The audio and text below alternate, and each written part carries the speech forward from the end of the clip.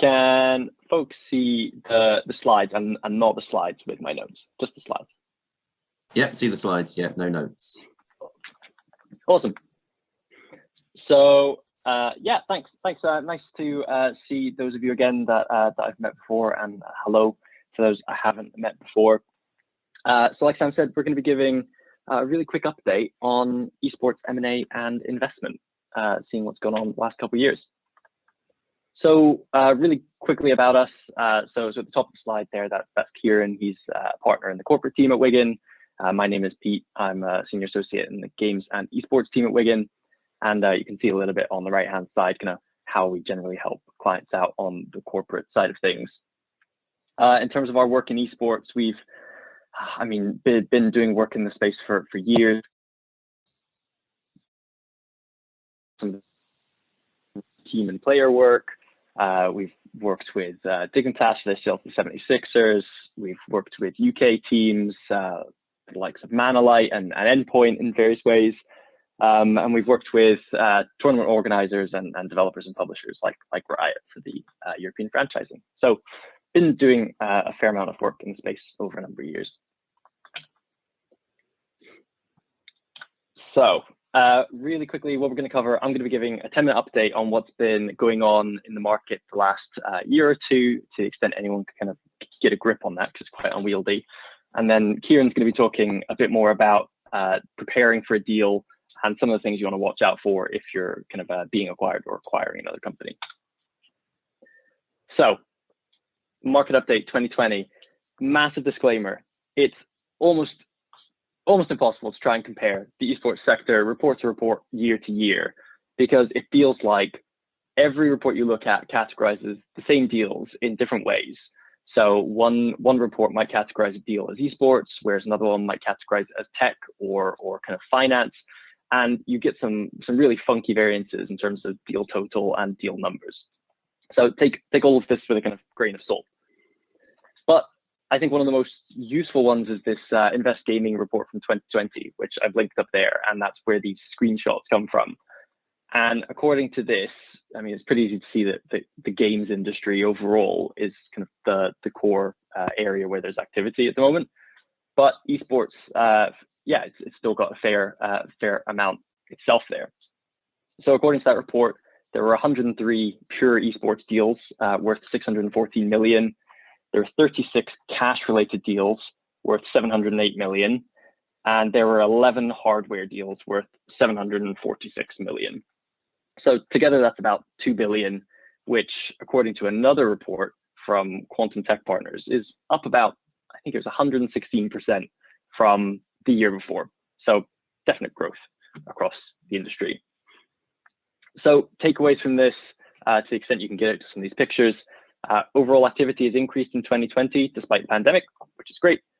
And also, I find it really interesting that esports adjacent areas like hardware and tech platforms and cash-related platforms, they generated as much as esports deals, but with far fewer deals in each of those areas. So just to say that again, hardware made as much as esports deals with far fewer deals, and the same was true with cash-related deals. So that obviously means that the value of each of those deals was high compared to the value of each individual esports deal. So for the rest of my segment, I've divvied it up into looking at private investment, IPOs, and M&A. So looking at private investment first. So again, according to IG, the IG report, in terms of early stage VC, there were 59 deals worth $152 million. And for late stage and corporate, there were 24 deals worth about 700 million, give or take. So that obviously makes sense because later stage typically raise larger rounds.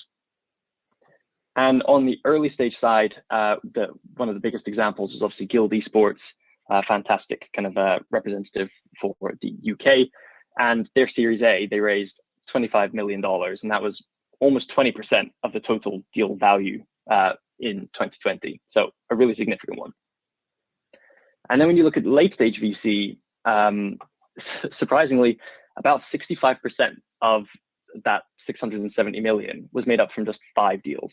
So hugely skewed towards a very small handful of deals.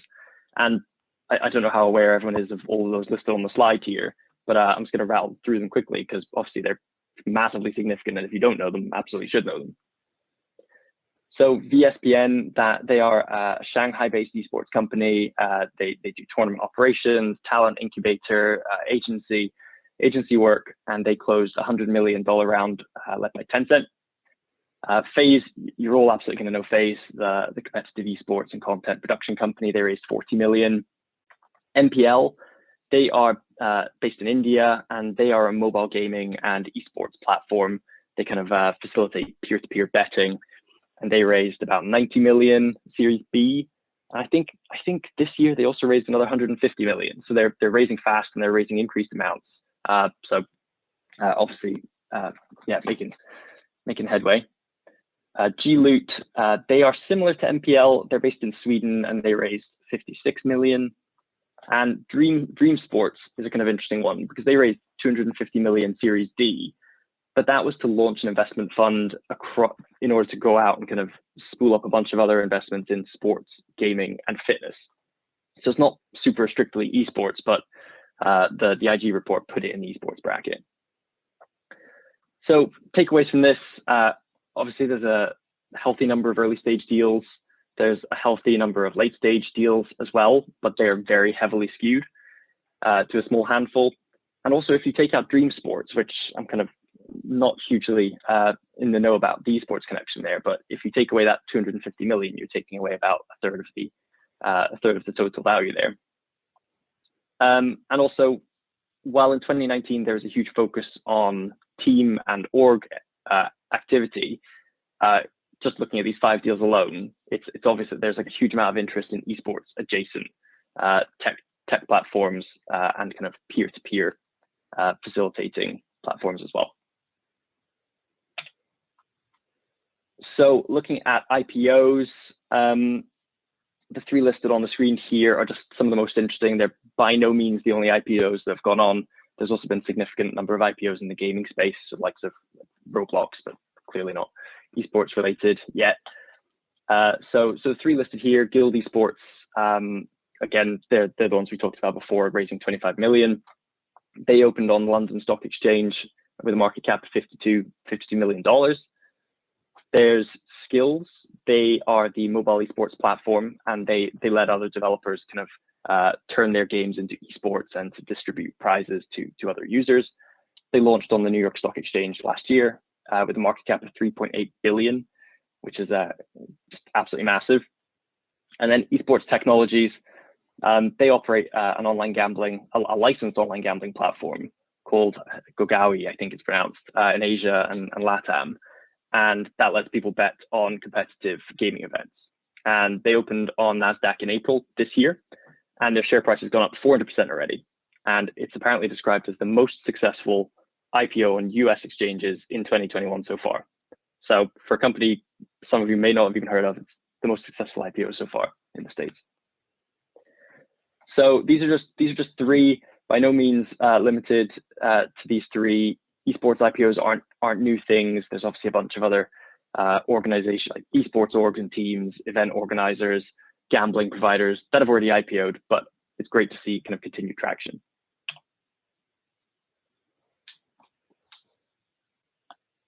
So M&A, I found, was the hardest area to actually try to get a grip on, because depending on which report you look at, you could get a pretty differing view in terms of both the number of deals going on and also the total value of those deals. So if you look at the Invest Gaming report, you'll see 37 deals worth about 500 million. Whereas if you look at this Quantum Tech report, they said there's about 50 deals with a total value of about 700 million. So clearly the Quantum report says there's more deals with a higher value. But the Quantum report also says that about 500 million of that was driven by Tencent's acquisition of Douyu, the streaming platform. So again, massively skewed towards just one deal. And if you take that away, then that only leaves about 160 million for the remaining 49 deals. So again, make of that what you will. But according to the Quantum report, in terms of the kind of how the deals were spread across the esports ecosystem, they said there were 13 esports teams sold, which was the same as in 2019. There were 15 streaming and tech platforms sold in 2020, compared to 8 in 2019. And there were 14 media and marketing deals in 2020, compared to 6 the year before. And lastly, before we get on to kind of update on the UK, I'm probably preaching to the choir here, but there's a new report from Here East not too long ago, saying that in 2020, the total funding secured for UK esports orgs was about £42 million, which was a record year. And in the bottom right there in the slide, you can see the kind of UK companies that have raised the most amount of funding to date. And I think that's up to date as of the end of 2020, because some of these other things I'm going to talk about would change that, I think. But what's going on this year? We've had Fnatic raising more money. They raised 17 million Series A in May. We had XL Esports closing a $23 million round. We had Player One Events acquired. We had Resolve Esports acquiring another UK team, Brage Esports. And although it's kind of a tangential connection, you had NA Evil Geniuses. They announced a partnership with the Wolverhampton Wanderers Premier Football Club, where the latter acquired a minority stake in EG. So kind of very tangential esports connection there, but it's kind of interesting. So what are the overall takeaways from all of that I've just been rattling on about? Well, again, overall the market size, it's quite hard to evaluate the size and the activity exactly where it lays, depending on which report you look at. But it's super clear that there's still a significant number of deals going on. There's a significant amount of money in those deals across all different types of M&A and investment. There's increasing interest in esports adjacent businesses, so technology, betting, peer-to-peer engagement. And the UK sector seems to be growing, according to that Here East report, a record year again. And not only is it growing financially, but they're kind of headline grabbing deals as well. I mean, deal with esports getting David Beckham, Premier League clubs getting involved, IPOs, it's all great stuff, which is fantastic because the UK scene has kind of been punching above its weight competitively for years. And it's good to see some of the investment finally kind of trickling down into the UK as well. And that's me. I'll hand over to Kieran now, who's going to talk about preparing for kind of corporate deals. Thanks, Pete. So as Pete mentioned earlier on, I'm a partner in the corporate group here at Wiggin. So corporate transactions is what I do day to day, and we do a lot in the game space and the esports space. We've done a number of investments and M&A deals over the last few years. Some of the names you've seen on some of the other slides we've had some involvement with as well. So what I'm going to talk to you about is preparing for the process, really, for a later stage investment round, let's say, or an M&A deal. Some of the processes there will be fairly similar, and in particular, the due diligence process will be a key factor in that, where the legal investigation, if you like, is carried on into the company and its activities, and being ready for that and knowing about some of the issues that would typically come up is really valuable and can help you avoid costly issues when you get to that point. So as the slide says here, preparation starts long before term sheets. So for a lot of the things that we're going to talk about, a lot of the types of issues, if you're only addressing them or only thinking about them when you're pretty close to a deal, it's probably too late. It may mean you lose access to tax efficient structures. It may mean that you're going to be held to ransom by somebody who you need to cooperate, etc., etc. We'll get into some of the specifics in a minute. So entrepreneur investor focus on deal positioning. So one of the practical things I suppose to think about early on, well before you get to sort of terms of a deal, is how you're going to position the business and how you want to put it in its best light. Some of that is making sure that you're focused on the financials, making sure that they look as promising as possible.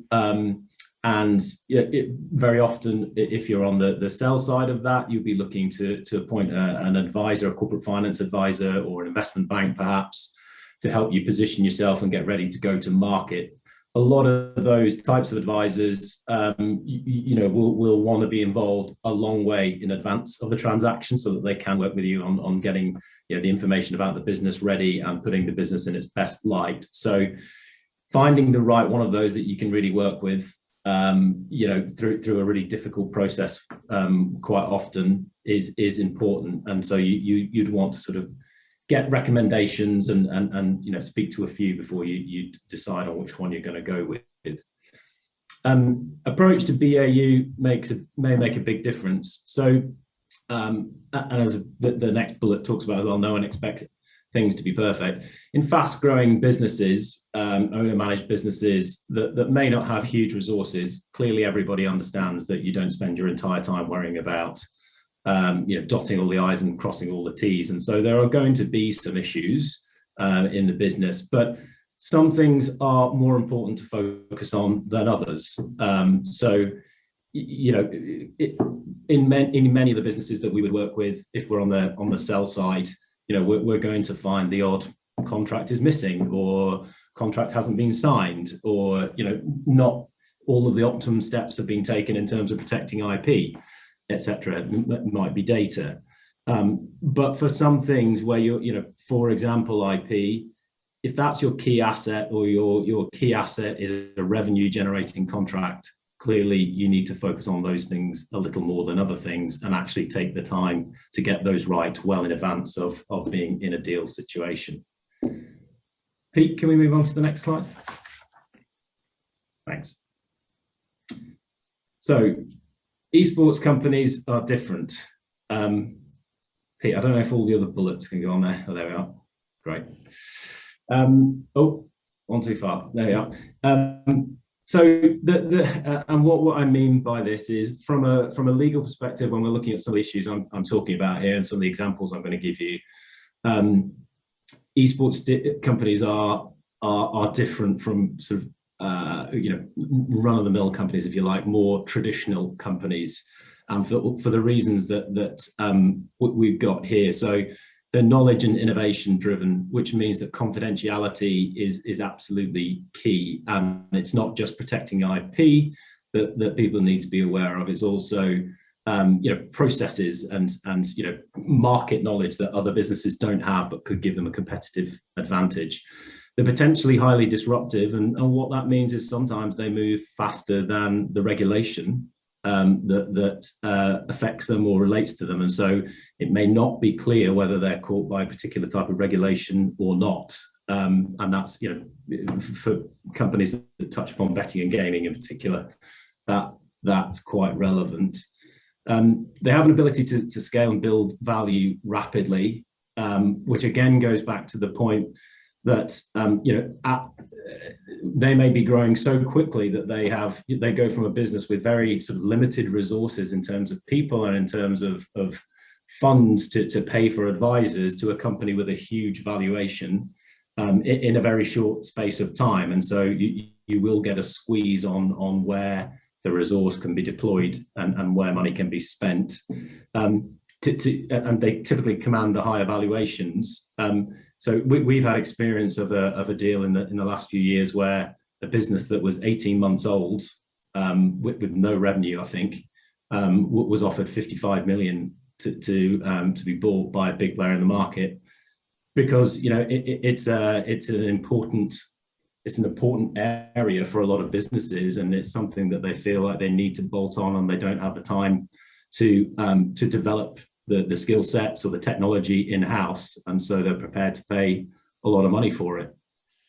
And then IP is a key asset. So whether that be your trademark, if you rely on your brand to sell merchandise, like someone like Fnatic, or whether it be the copyright and the code that powers your tech across esports, IP is going to be a really key asset that you need to protect, and you need to show that you have all of the value in when acquirers come looking. Can we go on to the next slide, Pete? So because IP is such a key issue, we're just going to touch upon here some of the types of issues that we often see arise when that legal due diligence process is carried out. So just running through this list quickly there. So the company fails to capture its IP. So founders, common pitfalls we see here are things like domain names being left in founders' names even after they've left the business, and no one's able to get hold of them and get the domain name transferred back across, even when the domain name is a really important, valuable asset. Often founders haven't properly assigned IP that they may have generated into the company, and that's a common theme. And we'll touch upon that for contractors, employees, etc. as well. Founders, employers, so sometimes founders will have created IP whilst working in their previous job, if you like, and there'll be, there may be IP assignment provisions in their employment contract or something, which means that actually the IP that they generated and they're now using in their new business technically belongs to their former employer. Contractors, you often see problems around IP ownership where companies use contractors, and that's partly because it's not always properly documented, and unlike with employees and copyright, where there is a presumption at law that the company owns copyright generated by someone in the course of their employment, that isn't the case for contractors, and so you will more commonly find that there are issues in there, and it's a very common indemnity issue when you get onto a deal process in the long form documents. Employees as well, if it's not copyright, if it's other types of IP and there isn't a proper IP assignment, again, you will typically find problems there. And again, a buyer is going to be looking for protection for those types of problems. Licensors, sometimes the license terms go further than people really intended them to, and the licensor might have more rights than were expected, either in terms of what they can use the IP for or the jurisdictions in which they can use the IP.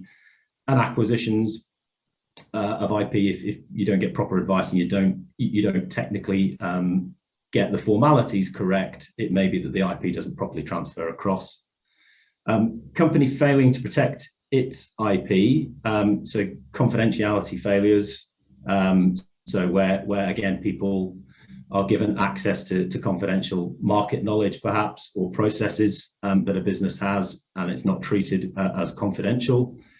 Trademarks, again, not protecting your brand in all the jurisdictions in which you want to operate and in which you want to trade may mean that somebody else can come in and register a trademark which would compete with yours and can seriously damage the value in your brand, especially if your business relies heavily on that brand, again, like someone like Fnatic. And then patents. So patents are often steered away from, in that people believe them to be very, very difficult to achieve in the UK, to be given that protection, and also it's seen as very expensive. It can be difficult to get a patent in the UK, and there is certainly cost related to it, but if you can get that protection, it's a very valuable type of protection and can significantly increase the company's value in terms of a funding round valuation or an exit price. Companies' IP is infected, so open source software where if you've got open source software integrated into your tech, it may come with very onerous license terms. It may mean that other people have rights to ownership of that tech. Other problematic inbound license terms. So some of the IP that we were trying to acquire, some of the rights might be retained in that, or the use of it might be heavily restricted, which will seriously impact on scalability. And then IP exploitation. So again, licensing models and terms and exclusivity. Again, if those terms are not adequate for what the business is looking to do in terms of the use of the IP, or in terms of the territories it wants to operate in, or might in the future want to operate in, that can seriously affect the ability to scale, as can exclusivity, where if again, the business is restricted from how their IP can be used. And then termination, if something like a change of control would trigger a termination of a key IP license. When a company is sold, that will typically trigger the change of control clause, which might mean that a really valuable asset of the business is no longer valid. So all of that needs to be thought through well in advance when you're entering into the relevant IP license. And then assignment is relevant in particular where it might be an asset sale or a business sale, where it's not the entity that's being sold, it's just some of its assets. And in those circumstances, assignment is relevant because you may need to go to a third party to ask for their consent to transfer the benefit of that contract across to a new owner of the business. Next slide, please, Pete. So the difference that preparing for a deal process can make, and some of the practical effects, if you like, of some of these issues. So talked a lot there about IP issues because IP is so key. Here are some other common issues that we come across on the deal process, and I'll talk about the sorts of things that we've had to do. So on regulatory issues, again, a number of esports businesses will touch upon or be close to gambling regulation.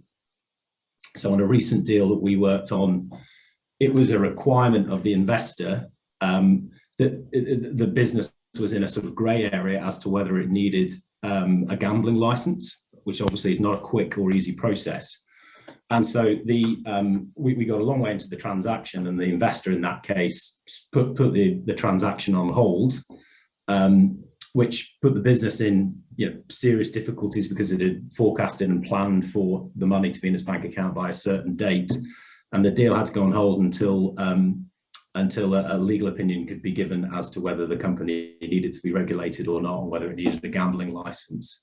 So that's a fairly common issue that we'll see in esports because a number of the businesses will touch upon things like gambling regulation. Share options, employee shareholders and incentives. This is a really common issue that we come across on, I would say, on most deals. Most deals where there are share options, we will find that there are some issues, and whether that be a failure to register the scheme if it's a tax advantaged EMI scheme, for example, or a failure to get the proper tax elections to mitigate any tax risks for the target company, which might have to pay employers' national insurance contributions if the tax planning has not worked. Other key common issues we've seen are the option scheme rules not allowing for the particular transaction that is happening. So the trigger event that makes those options exercisable might not be properly worded, and so the transaction that you're entering into doesn't actually trigger it, so people can't participate. So share options are a key issue and a common area where things can go wrong.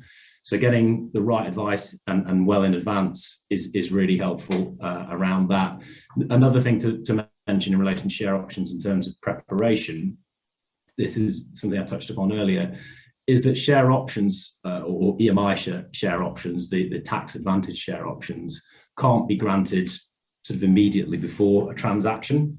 So share options are there to incentivize, they're not there, sort of EMI share options rather, they're not there to reward. So if you are just about to enter into an M&A deal, you've got a term sheet or something like that, you would be under serious risk if you try to grant EMI options there of not getting the tax, the advantageous tax treatment on that, because you would be too close to the transaction. So that's another area to sort of think about well ahead before you're into a deal process.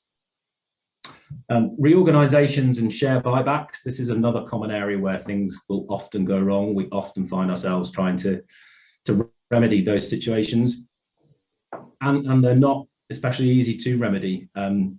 Where there's, especially on a share transaction where someone is buying the shares in a company, obviously absolutely fundamental to that deal is a buyer knowing if they're expecting to buy the whole company, the buyer knowing that they've got the whole company, and that there are no shares out there that somebody else could lay claim to, is absolutely fundamental to the deal. And if a reorganization or a share buyback has not been carried out properly, there is a risk that some of the shares that were purported to be bought back are still owned by somebody. And as I mentioned, that is not an easy thing to fix. It isn't usually a case of simply going back and passing a shareholder resolution or something. It very often requires people to go to court and get a court order so that the registered members can be rectified. So that's another area where things often go wrong, and it's worth planning for that and looking into it properly at the time. And then key contract termination. If there are key contracts in the business that either supply IP into the business or assets into the business, or are key revenue generating contracts for the business, obviously that can be a very key asset for a buyer or an investor. If the termination provisions relating to that particular important contract allow for termination quite easily because of the transaction, perhaps in the change of control situation that I mentioned earlier, that will obviously give fairly significant concern to a buyer or an investor, because they might be worried that that asset could go away, or that revenue stream could go away quite easily. So that can be a fairly difficult situation, because from a buyer's or investor's perspective, they may want the target to go and approach the other party to that contract and ask for reassurance that they're not going to terminate once the deal goes through. Clearly, everyone is worried about confidentiality of the deal and perhaps the deal not going through. The target is also worried about unsettling the relationship with that key supplier or that key customer. And so the target is not incentivized to go and contact that third party. And so you end up in a situation where this risk hangs out there. And very often what you will see is some kind of holdback or retention amount being kept in a bank account. So part of the purchase price is reduced and it's held separately in a bank account until after the deal has gone through, and it can be seen that the other party to that contract is not going to terminate and cause some damage to the business. Next, please. Thanks, Pete. So I'm now going to talk a little bit about some of the consequences if you don't put these things in place. I've mentioned there briefly the holdback already. If you don't prepare in advance, or you don't put the correct procedures in place in advance of the deal, when you go through the due diligence process and some of these issues are discovered, sometimes you'll be required to go away and remedy. It won't just be a case of the buyer asking you for some kind of protection in the long form. Sometimes it will just be so important that they require you to go and do something about it. And it can be extremely expensive to get cooperation from a third party when they sniff that a deal is fairly imminent. And so it pays to try and avoid that situation if you can, to plan for your transaction and try and make sure that the key areas are covered off. So some of the types of issues that will arise if problems are found are indemnities. So for those who don't know what an indemnity is, it's effectively a pound for pound promise to pay an amount if a certain risk crystallizes and a certain liability arises. So when a buyer finds a particular problem in their due diligence, they may well ask for an indemnity in a contract. And that significantly increases the investee company or the seller's risk profile under the contracts. It may mean that they have to stump up a large sum of money further down the line if that risk crystallizes. Holdbacks. So as I just mentioned, sometimes if a buyer finds a particular problem that it's worried about, like that contract termination issue that I mentioned, it will put an amount of money somewhere in a bank account for that money only to be released if the issue goes away or after a certain period of time after the deal. So as a seller, in particular, it may mean that you don't get your hands on all of your cash until a significant period of time down the line. And in some circumstances, you won't get that cash at all because the risk may come to fruition. And that can happen if there is a particular issue that somebody has found, or sometimes if there's just an aggregation of issues, so if a buyer doing their diligence or an investor doing their diligence finds that there's just a whole raft of issues, even if none of them are in of themselves particularly huge, they just find a lot of problems, they may want to put money in a holdback or an escrow account, as we sometimes call it, so that if these issues do cause a problem, they can come back and draw upon that money. Sometimes it will lead to a price chip. So if an issue is found and it's thought to be significantly serious and it damages the value of the business, then sometimes the buyer will actually refuse to pay the agreed price, or the price that was in the term sheet. Prices and offers in term sheets and offer letters will almost always be subject to due diligence. So it gives the buyer another bite of the cherry if they want to go back. Once they've done their diligence, if they find issues, they may just come back and say, look, we just don't think the business is worth what you led us to believe it was worth. That might be, the financials aren't what they were promised to be. It may be that actually an IP asset is not fully owned, it's just licensed, or something like that might lead to that. You may end up with a delay. You may be asked to go away and fix something, as I mentioned earlier. If you need a particular, if you sort of budgeted, particularly on an investment round, if you budgeted for your funds to be in your bank account by a certain date, it can be hugely disruptive if you're required to go away and remedy an issue that's been discovered in diligence, much like that legal opinion that I mentioned earlier on. And then, in a doomsday scenario, it may be that a buyer would even be so concerned with what it finds, or an investor in its due diligence process, that it just doesn't want to do the deal anymore. And common issues there that might lead to something like that would be reputational issues quite often. So if the investor or buyer finds something where there's a regulatory breach, if there's a severe data regulatory breach, for example, or if there were a Bribery Act breach, or Foreign Corrupt Practices Act breach, or Modern Slavery Act breach, or breach of gambling regulation with the huge fines that can come along with that, then a buyer may just feel like it doesn't want to be associated with that and that type of behavior, and it doesn't want that potential huge liability coming its way either. So those things will on occasion lead to a deal just going off completely. So that's it, really. So over to you, see if you've got any questions. Thanks, Kieran and Peter. You might have given away too much information there. You had to say, I'll give you a little bit of it, and then we'll, come and employ us to do it. That's wonderful stuff. Thank you very much. I mean, really informative, really insightful. So thank you for that, and really important for the companies on the call. I know it's really difficult to say where the trend is going. You talked about more investments in the UK, which is amazing, and certainly technology side. Are you expecting to see a continuation of that, or are we expecting to see something different happen? Crystal ball time.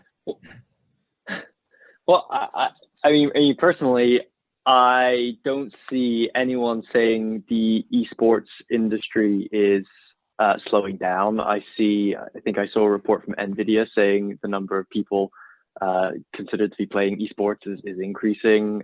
All the projections are that activity is going to continue to increase. I do think there's going to be a continuing focus on ancillary, I don't want to call them ancillary because it's almost a bit derogatory, but kind of non-core esports businesses. Like the focus isn't going to be on teams and organizations so much. I don't think, unless they can pivot to the content production side, because I think competitive esports orgs have, and probably will for the foreseeable future, still have a challenge monetizing because of just the way the kind of competitive esports ecosystem is run across all different titles. That's why you see a lot of teams and orgs pivoting into content production, like FaZe. Like that's just where they get a lot of their money. So I think the non-competitive org sides can continue to see growth because it's just easier to monetize.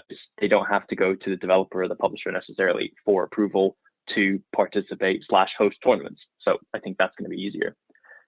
Interestingly, though, I did see a report yesterday come out to say that, again, this isn't hugely relevant to esports, but in the grand scheme of things, since January this year, about 2 billion has been raised for NFT related gaming companies. So I don't know if that kind of puts it into perspective that although the esports industry is continuing to grow, kind of compared to some other aspects of gaming, and NFTs being one of the hot button issues, it's still, I mean, there are other areas that are also raising kind of similar amounts of cash. So bit of a long answer to your question, Sam. I think non-esports orgs are going to continue to see a lot of the investment. It's interesting. I wonder if talking about NFTs, is esports actually going to be seen as a somewhat more reliable business model going forward? Because there is certain problematic elements about crypto, blockchain, NFTs, but there has been great money made by people, and that is fascinating to see how it goes. Are there any more questions from the group? A general comment on the NFTs thing. I missed them. I can't remember what the company was, but I saw on Twitter this morning, one of the NFT companies raised like almost 3 million and then disappeared, deleted all their socials overnight. The and Bad Ape one. Yes, something came. Ape or something. Yeah, mate, what? Like, and what can you do? Because where are they? So yeah, the NFT, we've got I'm talking about ESL in a minute, but we've got a session on NFTs at that. But yeah, it's a very interesting space. But yeah, as you say, Sam, I think prone to a scam or two, isn't it? Yeah, I mean, I'm surprised I haven't seen more esports orgs kind of doing NFTs. I think there have been some. There's definitely been some. To be honest, I'm surprised more haven't done it. Yeah, I think we definitely will see more. Like WePlay as well. The TO have got their WePlay collectibles that they announced a few months ago, and yeah, a few of the teams. I think a couple more teams have got it coming out quite soon. So yeah, it's definitely going to happen. Doing NFTs with crypto.com. Yeah, there you go. I think the esports audience are ready for it because it's digital value, and obviously it's a mechanism in order to secure that. I think the game publishers are probably a little more worried about how NFTs are presented because it's in effect representation of digital items, which obviously they're very, very used to. So whether that's in a way, I don't know, in competition to some degree, potentially, how would a game publisher use NFTs and how does that filter into esports? Mm-hmm. Like, for example, we know that we were trying to put some Valve orientated content through NFTs, and that was prohibited by Valve, as an example. Interesting. Gotten away from the topic, but a fascinating space. We just opened a can of worms. Sam. Yeah, really, you say that word in it, and it's exactly. Sorry, I can also say metaverse, and then we can just. Chuck them all in, shake them all up. Any more questions for Kieran and Peter before we move on? Wonderful, thank you. I'll share the slides. Thanks for having us. A much wider group, and one of our key objectives of this group is to do some work around helping esport companies access finance and things like that. That will mean forthcoming events. I'm going to get you back to do some talks of that. I think that was really, really interesting. I want to get you back to do that if that's okay. Right. Yeah. Of course. Thank you. James, thank you for sharing my slides, which I'm not sharing. You're doing it for me because for some reason I can't. Pleasure. But it's not actually slide time. We've got Sam to do of course, catch up on what's going on. Hello, everyone. Esports Insider. Sam, over to you. What's going on? What's going on? Sorry, I keep forgetting to put my camera back on. I don't have any slides, so no worries. You just have to look at me for a little bit. But yeah, just a quick one, really. We've got going to avoid giving Guild a promo, don't I? We've got 2 events coming up for the remainder of the year. So I'll put the links in here so you can have a look. So we've seen a few of you there. We've had a couple of our breakfast clubs in recent times hosted by Mr. Nicolo over there at Platform, and they've been really good, like really good turnout, but intentionally we've kept them quite small. And our next 2 events, ESI London especially, is our return to like major in-person conferences.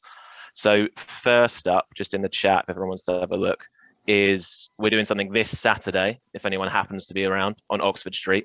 And this is not a big one by any stretch of the imagination, but it's a bit different to what we normally do. I mean, it's on Oxford Street for a start. So it's we're working with this company called Souk. So that's the venue. It's sook.spaces, and they're a UK-based company that are very interested in the esports and gaming space right now, and we're helping introduce them to this world. They were at one of the breakfast clubs the other week, for example.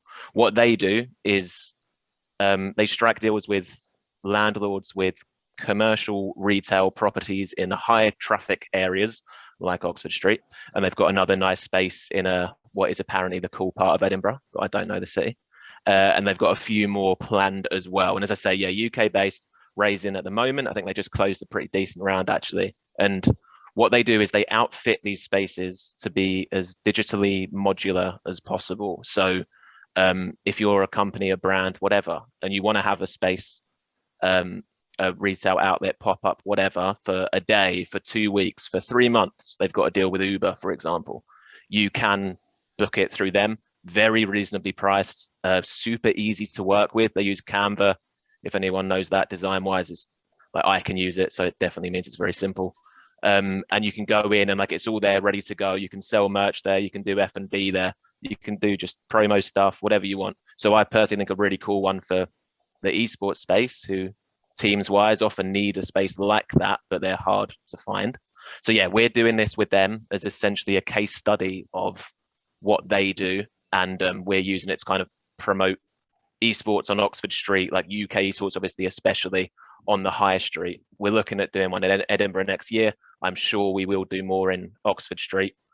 And we will have our first one this Saturday. So there's a couple of talks. Jack from University of Warwick is doing a talk about their new centre. There's a talk on diversity in the space. There's a more generalized talk, so we're focusing this on mainstream press, about the growth of the industry in the past couple of years. But yeah, it should be good. So you can register for free on Eventbrite for that one, and as well, just feel free if you're about town to wander in on the day. Upstairs, we'll have Veloce doing a sim racing rig, and if you're into that, you can win. I think it's a signed mini Lando Norris helmet or something. I do not know racing, but I think that's quite cool. We Are Nations are doing an apparel zone, so they'll be giving some stuff away and announcing.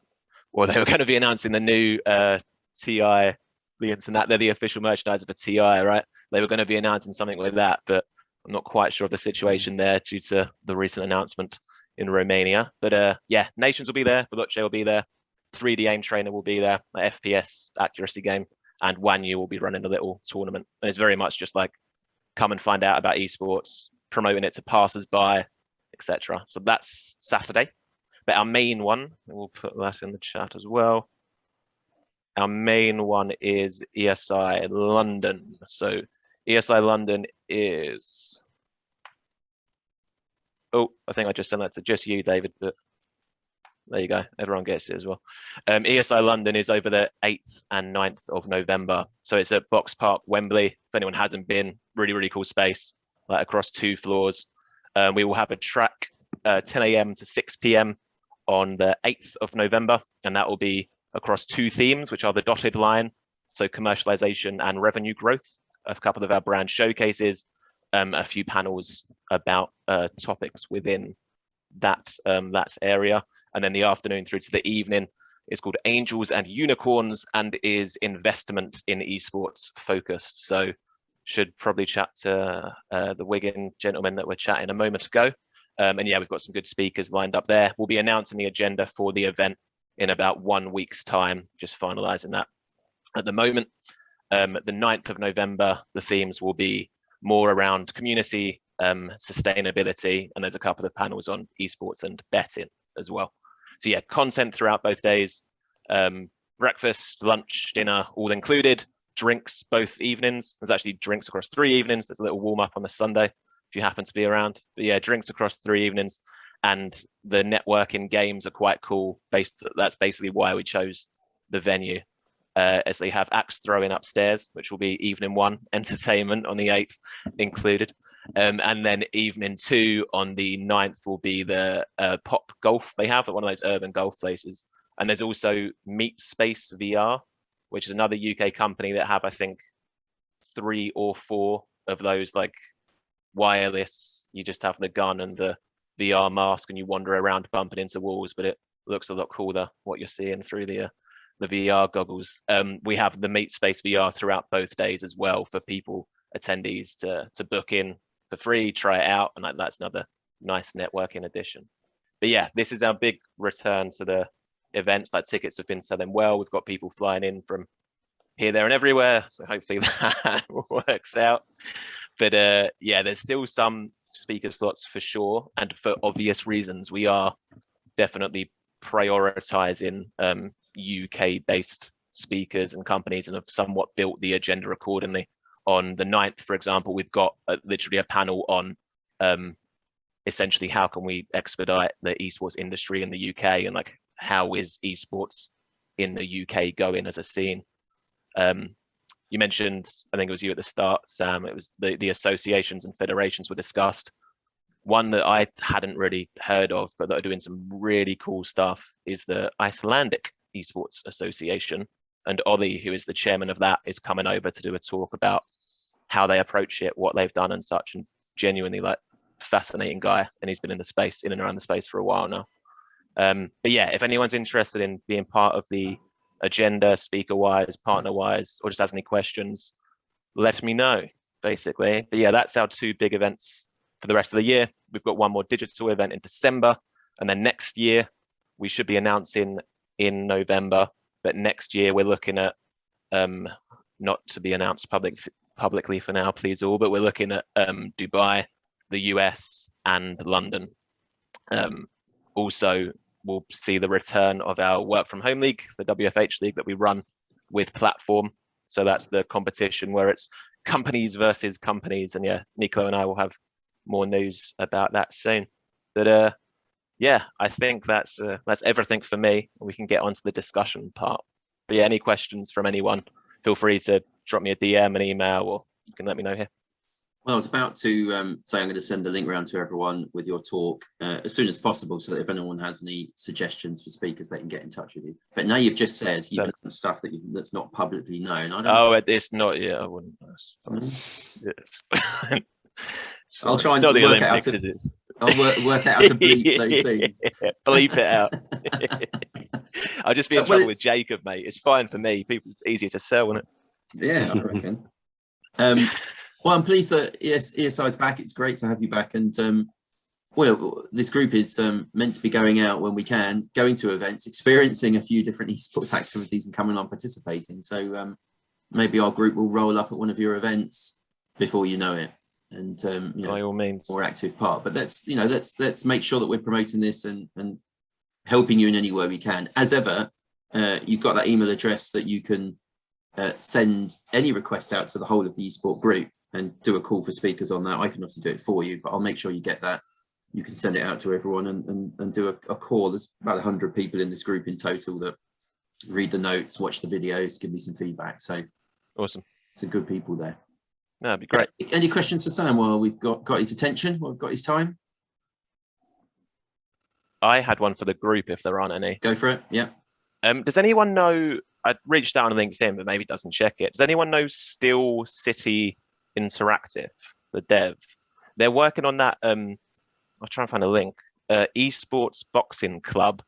And I read about it, I think it was on like Loadout or something, but it sounds fascinating. And they're like a Sheffield-based, hence the name, dev. I think fairly small, I don't know, but really, really cool. From reading it, I just really want to chat to him, but I don't know anyone that knows him.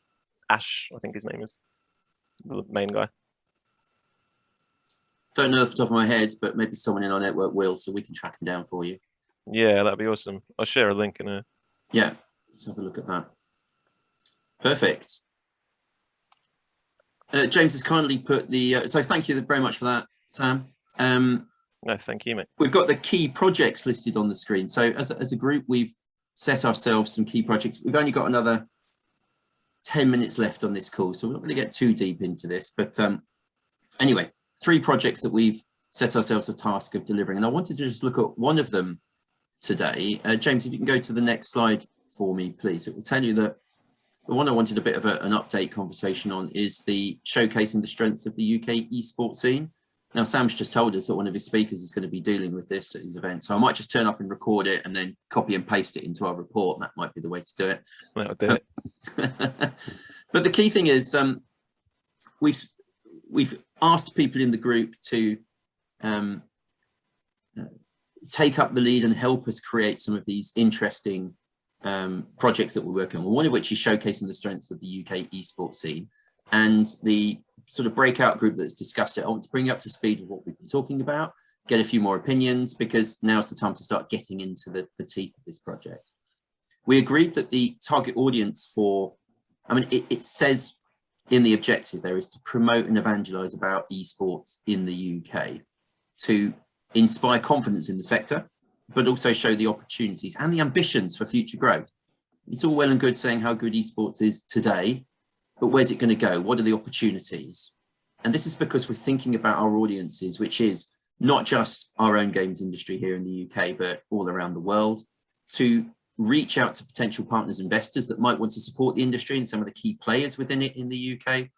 Government are asking about esports all the time. Let's educate them. Let's produce this document, this report that makes sure they're up to date with everything they need to know.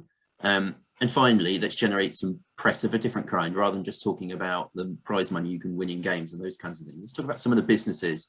And all of these audiences are core to what we're trying to achieve. So as this little external group, we've decided that we want to produce a written report, well written, decent looking, digitally distributed to people, but in a digestible format so that people can look at it and pull out some of that information when they need. We're talking about doing a series of supporting podcasts as well. So bringing some people in to talk about different aspects of esports in the UK. They will become out of date far earlier than the report, hopefully. But it will be a very useful set of good way for companies to come in and talk about what they're up to, but equally sharing insight and knowledge on key topics. There might be something focused about education in esports in the UK, something about the businesses, the pro teams. We'll pick different topics that this group will decide. We'll get those podcasts recorded and get them out there. And these materials will all work together in tandem. And it may well be people like Sam come to us and say, that was a good podcast. Can we have those speakers at one of our events? And we'll try and build a little bit of awareness around it along those lines. And we think we need in this document key industry facts, so sort of benchmarking, setting some standards, some case studies from businesses that we think are interesting, and then also setting what the future ambition will be. So what I wanted this group to think about, just for 10 minutes, is to just throw some ideas at me and some thoughts about the things that we might want to include in this. This is not the only opportunity. I will do this online as well through email to give you a chance to do it. But if you were building this report, what do you think as a group are the key facts and metrics that we would want to put in this report? What are the key things? Anyone want to make any suggestions? I think it's how the country would sort of accommodate the industry at large. So looking at everything from venues to service agencies, and then obviously potentially the fact that there's a lot of IP that sits in the UK too. So almost like an outreach of esports licensing in effect. That would be quite good. I'd also, obviously biased, but probably mention something about, would like to mention something about the government funded Project Weaver. Show that there's been an interest, at least, on a funding perspective with Audience of the Future. So interestingly, the sort of, you're almost drifting into part two there, James, what are the sort of the key themes and the topics? Yeah, sorry, yeah. If you don't mind me saying. David, yeah. Yeah, so I was going to say, we've got there what has been decided as key industry facts, case studies and future ambitions. One of the things, I mean, the research we had done before about contribution to the economy is getting a bit old now, isn't it? But it was meant to be the line in the sand so that if we do subsequent research, we can say it's grown or it's gone backwards because there was nothing there before. I think that still should be included, but to be looking to whether that needs to be updated as well. Well, those figures were 29. Yeah, you're absolutely right. The investment thing is a huge change in this. The numbers in 2019 that we pulled out weren't wholly impressive. Now, that might be okay if they've gone up. years on, we're talking about this of showing improvement. Therefore, we can show a decent percentage growth. We had stats like this was all done by Olsberg Nordicity for 2019.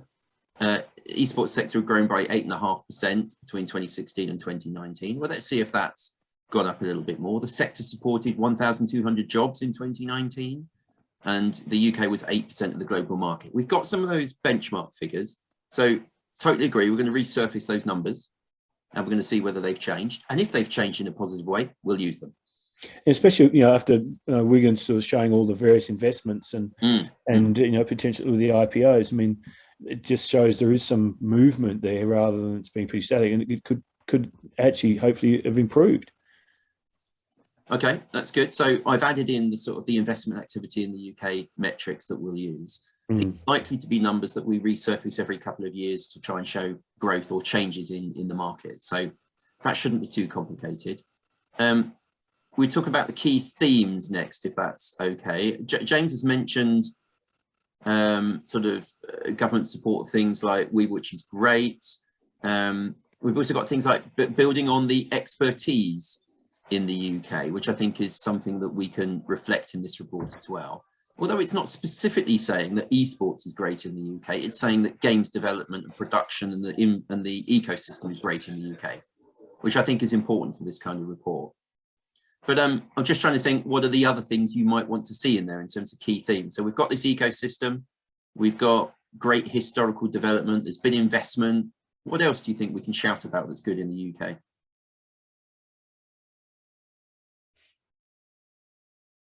Or are we not any good? We must be good. What are we good at in the UK? What makes us special? Well, James Dean would probably be, one to answer that. Yeah, I think there's lots of from the service side. James. not about me, no, obviously not. I think the service side, venues and IP.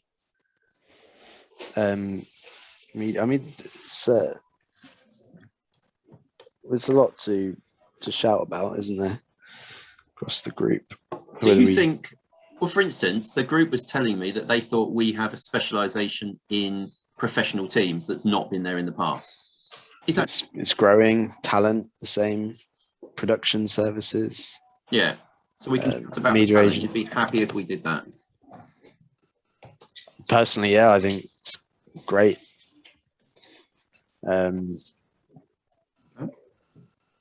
They also talked about some of the education initiatives. I don't think we're entirely... Yeah, actually, university front, for sure. It's pretty far on, isn't it, compared to a lot of regions globally? We think it is, yeah. I just want to see what the group thought. We've basically got, mention of the BTEC, in fact, the digital schoolhouse at a younger level, BTEC qualifications, university qualifications. There's quite a broad reach of those. So that's in there as well. Do you think the other things that are on the list from the group is the capacity for events, major events to take place in the UK? Do you feel like we've got that infrastructure for major events? Yeah, studio and venues, I'd say. I mean, it's not, I suppose that there's a lot more to be done, but I think we're in a good state. We've got obviously the Gfinity facility, as well as multiple studios, Doc 10 doing stuff. Obviously the stuff that ESL uses up at York. I think, and then there's more coming online. And then venues. So which venues have, like, obviously you've got the stuff at like not Box Park, here East. And then obviously the NEC would probably want to put something forward.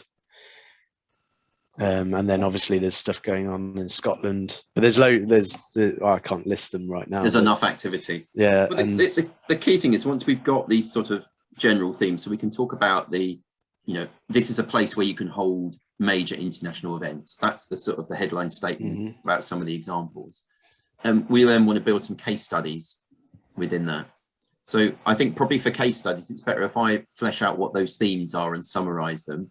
And then the group can suggest companies that fit in well, that have done good work within that space. Absolutely. I mean, there's probably been the best thing to do. Quite a significant number of kind of global finals being held in the UK at large. Face It, Supercell, Rocket League, obviously the ESL stuff. So yeah, there's Gfinity stuff. The more difficult thing, and I'm delighted to say we've got 2 minutes to discuss this before I send you all off home, so we're not going to get through it in any great detail, but this is very much a statement of Today report where esports is in the UK to attract that growth. But we want to set some ambitions. We want to say where UK esports, UK specific esports should be in the next 5, 10, 20 years. It's a little bit more complicated. Does anyone have any sort of big picture thoughts about where we should be going, where we should be saying that we're going? I think it's government recognition. I think is important, because I think we have a potential issue if we with other regions who are kind of open arms to obviously things like the player visas or just allowing that inward investment, I suppose, and then and showing there's kind of city-wide investment or something along those lines. I think that's pretty important. I think I suppose it's all about the physical, what exists on the ground, isn't it? From companies to organisations. So maybe on the education front, we could ask if there's any bigger plans for further education, or what's the future of the digital schoolhouse and the expansion there, but also universities like Warwick are investing more, aren't they? There's plenty of that. And then you hear about a lot of property developments, I think, that are trying to focus in on multi-use venues to cater for esports. And then obviously similar in the way in which teams are, or even actually how game publishers are instilling UK orientated IP, whether they're teams or franchises and the likes. And then maybe also what sort of sports, traditional sports IP that exists here that have an interest in their expansion of their engagement in esports. We've got quite a few motorsport teams now, and certainly football teams doing a lot. And I think it's going to be wider. I was going to say that, James. I don't know if anyone's read the Norwich City news the other day, but we'd been chatting with Norwich for a fair while, and I really liked it. It's like still fairly light and like just FIFA for now, but they will 100% do more. And they've got a 2-year, which is notable, partnership on that front with Bidstack. They'd already been working with Bidstack, obviously, in like football generally, but that's really cool. And that's another, at least for now, Premier League team that are doing esports like right and properly. So yeah, I think the potential in the UK for football clubs and as James said, with the racing side of things, for sports organizations that is one way 100% we could lead the way. And it still baffles me a bit that more of the clubs haven't got involved in a big way. But yeah, hopefully stories like Norwich encourage that along, because we could definitely do very well there. Certainly, if we can make the connection between sports like football and Formula One, where we do have a particular strength, it's building upon those existing strengths. That's what we're looking for. Some of these, it might be UK is 5% of the global market. We want it to be 12% of the global market. I mean, it is setting us some targets, and certainly engagement with sports organisations where UK has leadership in other sports does make sense. Yeah, put that into it. I mean, Williams, there was that piece that Dom did on EN UK not too long ago about how it's like the fastest growing vertical within Williams racing. Like Caroline's at Mercedes now, right? And there's a few people esports focused. McLaren did their shadow announcement not long ago. F1, I saw like they just promoted a bunch of people in their esports department. Like there's Formula E really stuff. Yeah, exactly. There's loads of that. Veloce are doing very, very well. There's hundreds of them now. So yeah, that's definitely a space in which we're, I would say, thriving. Okay, good. It'd be worth trying to sort of understand more on why some of these. I mean, let's take Esports Engine for example. Why are they now looking at UK as an opportunity aside from any other region outside of the US. Obviously, Face It still being based here, and other properties. Twitch, Europe are still in the UK, and so there's kind of quite a lot of global innovation as well, positioned certainly in London, but also across the UK. This, maybe kind of touching on startups, but again, I think there's a lot more that can be done to encourage esports startups. Mm-hmm. I think the UK should be a good breeding ground for that innovation. There's quite a lot. We've got other than the British Esports Association, obviously what UKI's doing. It's also ESIC that's based in the UK largely, so the Esports Integrity Coalition. There's kind of diversity initiatives as well. London United is probably a good example. What Wanu's commitment to the UK is quite sizable now, and they've got some pretty major plans from chatting with them over the next year or so in terms of new venues and such in different cities as well, notably.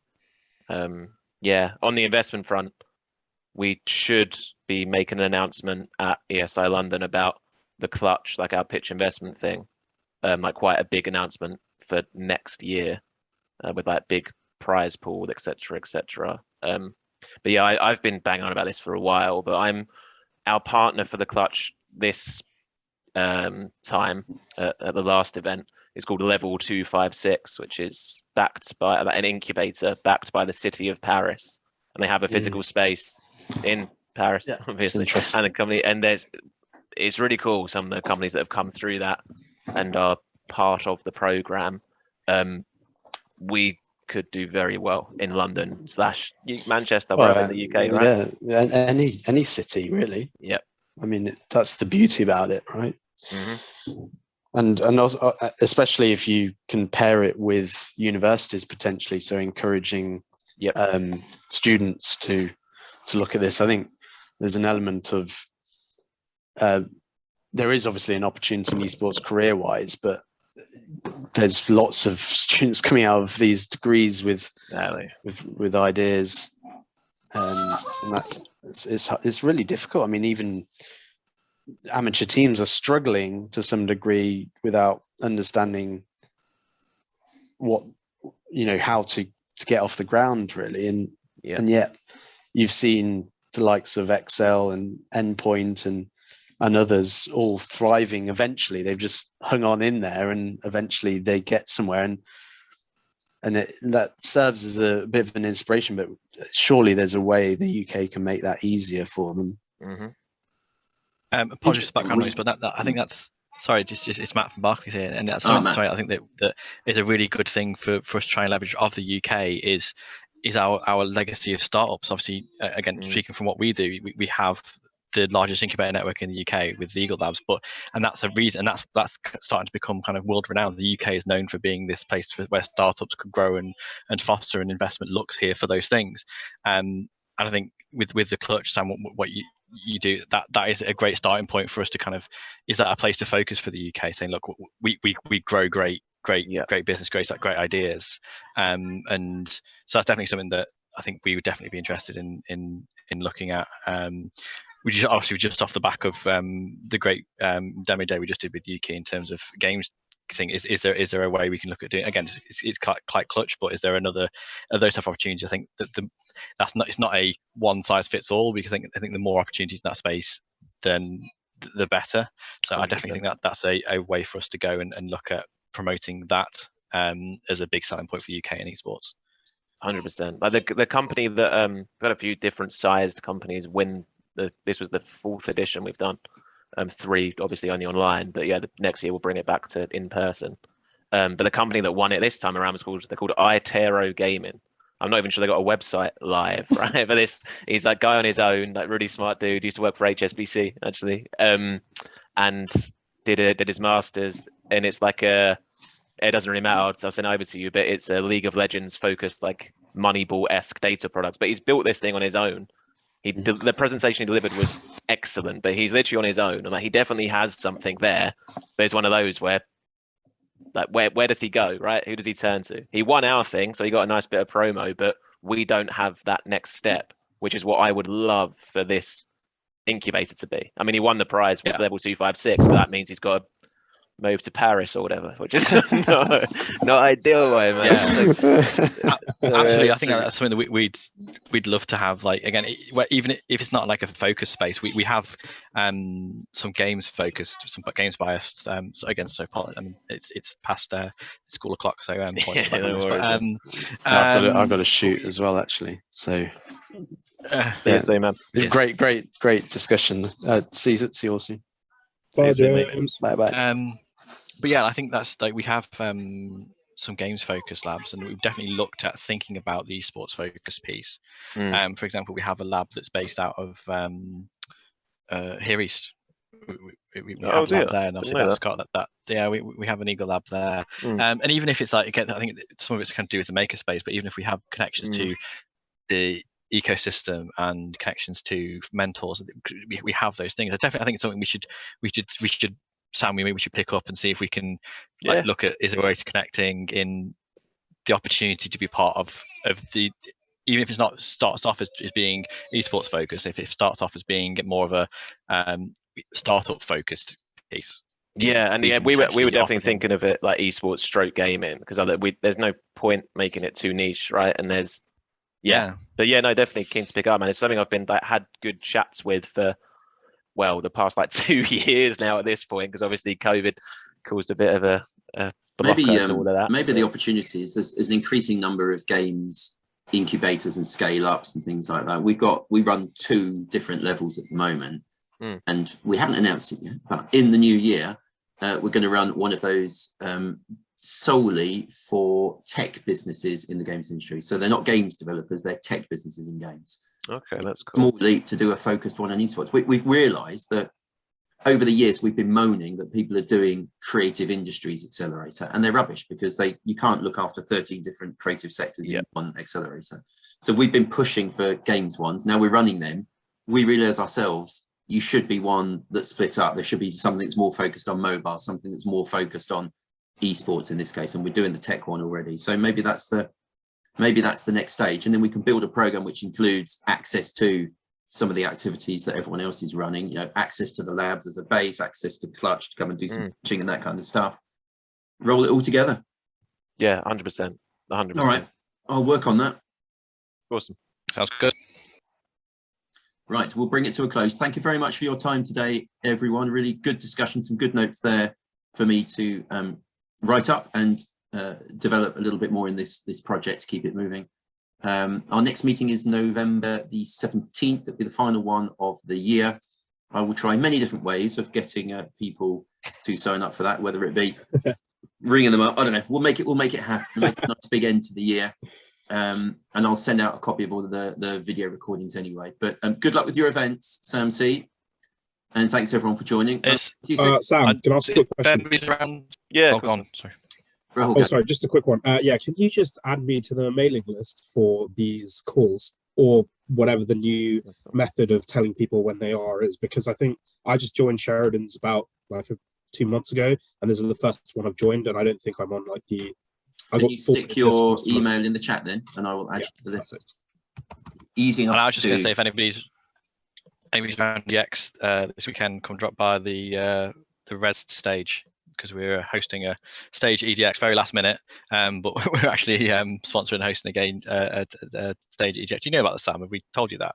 Yeah, we were asked to find some speakers for you, which we've done. Oh, cool. Yeah, I came back from COVID to find out that we're doing something that I had no idea we were doing. I've been back for a couple of days, and we're like, suddenly, oh yeah, we're at EGX. Oh wow, okay, cool. And you've lost your whole weekend. Yeah, lucky you. If you walk over to the careers area, we're running that for GI. It's got lots of external people to run it for them this year. That's the way to do it, isn't it? Yeah. All right, amazing. Thanks very much. Awesome, everyone. Right, cheers. Take care, everyone. Cheers for organising. Cheers. Thanks, guys. Bye. Bye. Bye.